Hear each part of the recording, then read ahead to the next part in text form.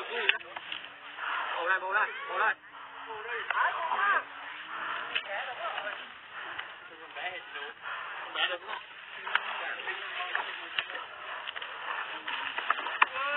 Sao đây? Bù đâu?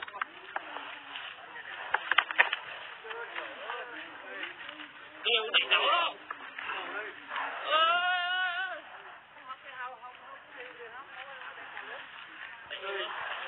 Bù chứ. Rồi chứ, tụi mình bắt đầu tranh lộn quá. Đậu lắm không? Đậu mà đậu cơ. Còn lúc này.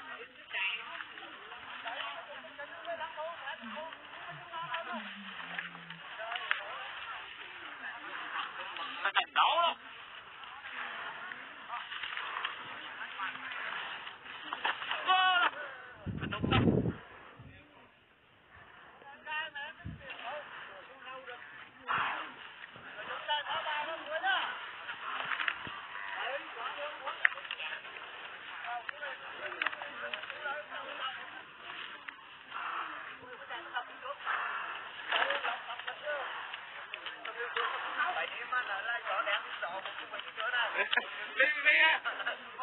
Tôi đánh cái chỏ đấy. Phải đi mà. Tôi cho cái chỏ đây.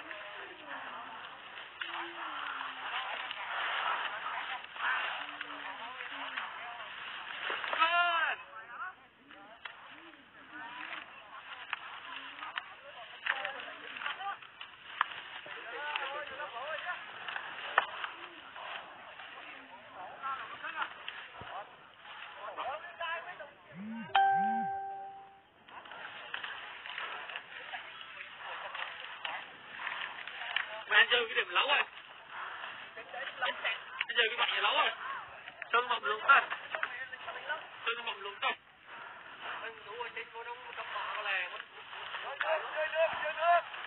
Nước thấy không được này. Đúng không đâu, xuống căng thôi. Xuống bầu đây. Đặt cái này như đặt đó. Xuống bầu đây. Cơ này.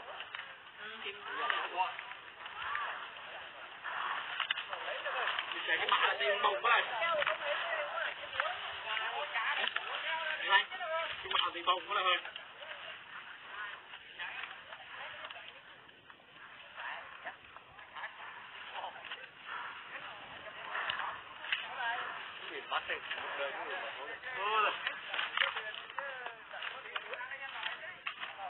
Có lên cạo ra nữa đâu. Đó, lên lấy ra nữa thôi.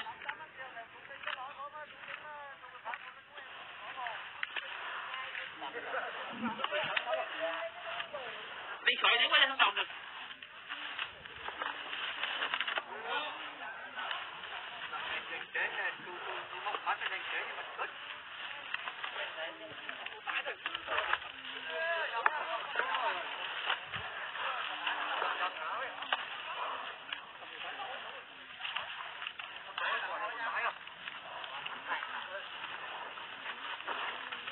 Bạn phải bắt đầu gõ thôi.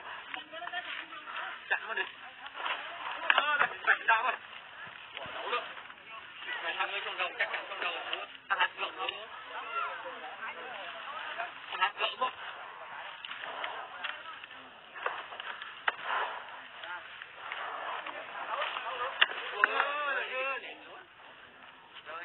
Rồi đi sẵn sàng đến đau nữa không?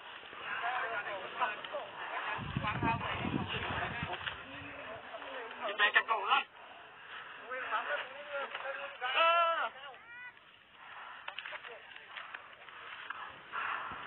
Cái mặt bóng chết hiểm, nó chết hiểm cái mày được. Để chúng mạ đúng không? Còn mì bầu cỡ bọc rồi. Đây. Đấy nhìn bầu cái rồi.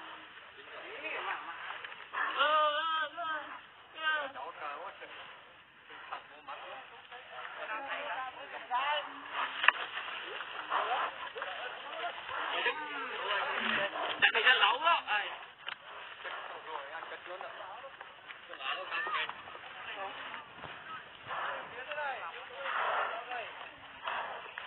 Liệu đồng ý mới đẹp ơi.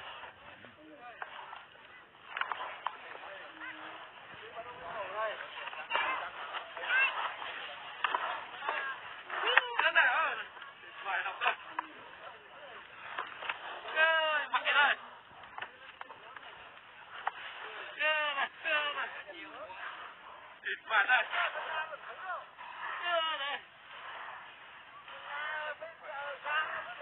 Mau mau mau. Thịt phạt mau ra.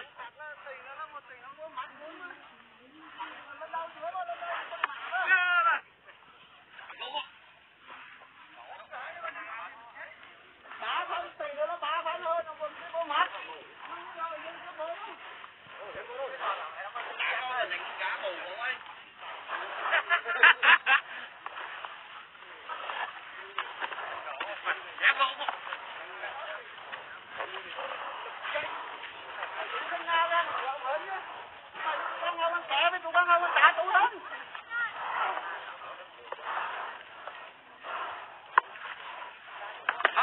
Rụt cam chị. Quá rồi. Chúng ta đừng phải như thế rồi.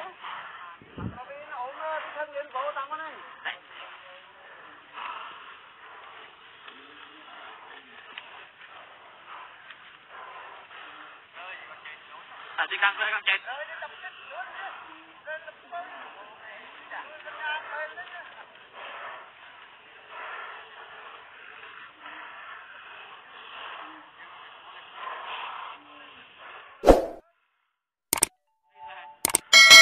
Dạ không. Ly đó. Tan lại đây. Ly chứ, thanh nga muốn ly đi vào.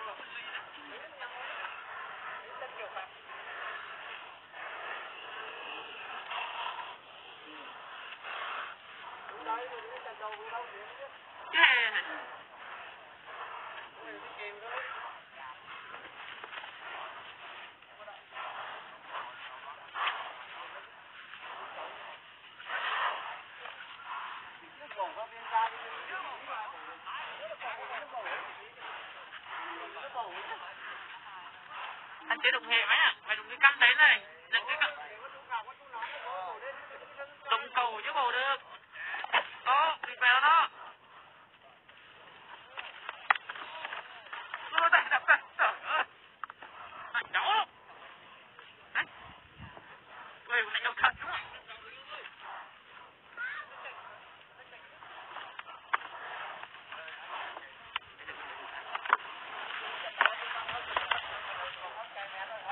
Đặt đi về rách cái lồn ạ. Chán.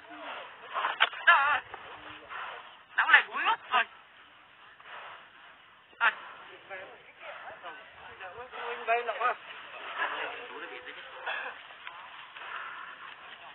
Thấu rồi.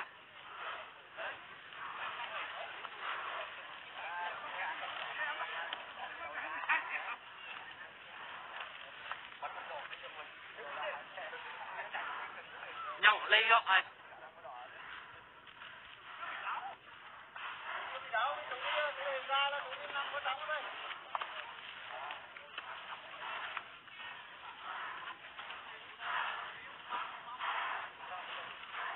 Đi về chứ.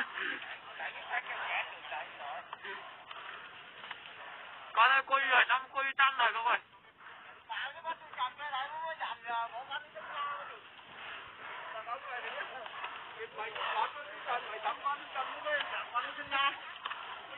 Thì mà đâu hiểu nữa ấy.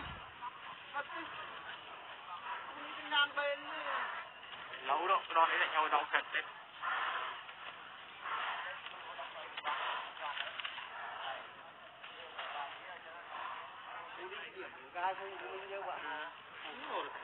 Cái nó hiểm được ấy nhỉ?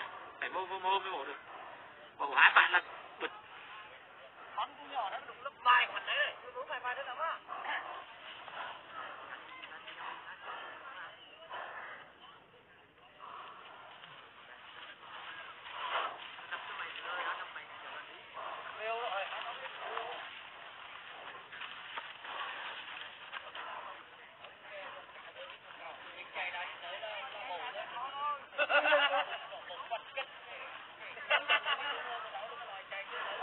Bầu luôn á. Không. Cái này cũng có cái chai bầu thôi. Người ăn cảnh cáo đó nó bầu lên này chứ. Hàng đi quả đi chân vào chân chứ. Học thân chứ. Học thân mà nó có bầu được không này chứ. tiền mà. Trời ơi, thằng con. Bọn đi. Trời ơi. Có nhà nào đây, tụi nó đây lấy à. Chúng nó đâu nè. Đứng ngồi. Chạy nó. Bà ơi. Ê, thưa cho nó mình đứng lại à. Tụi nó đẹp lên.